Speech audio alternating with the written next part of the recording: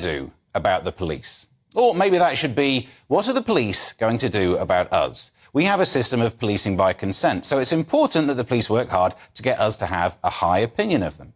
It's not going well, with the recent Katie report into the Met Police being some fairly bleak reading. Something needs to be done, but that doesn't mean just anything needs to be done. One suggestion backed by the Commissioner, Mark Rowley, is to ban people with an adult caution from joining the police. Now, it makes sense that you can't join the force if you have a criminal record. We don't want criminals getting into that position of power.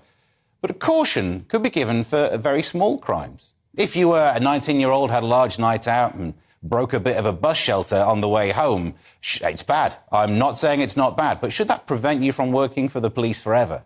And are we solving the wrong problem here? The issue with the police isn't that it's filled with people who do a bit of graffiti. The crimes we're worried about police officers committing are far, far worse. It would also be different if we were awash with plentiful applicants with their spotless nature wanting to join the police force, but that's not a problem we find ourselves having here. There could be other ways that the police could help us have more confidence in them. Stop doing things like this. In the news today, we read of a pub in Essex that had 6 officers turn up to deal with some offensive dolls.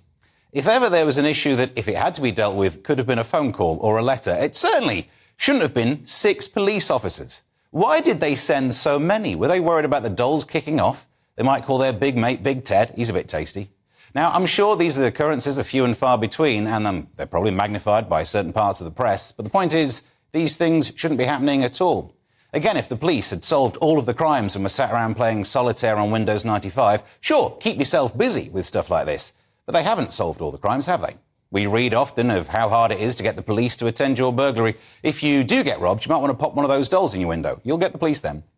Now, a while ago, Leicester Police said that they were only going to attend certain burglaries if the house had an odd number, which was bad news. If you lived in an even number house, your neighbours could come round and nick all your stuff, and the police wouldn't do anything.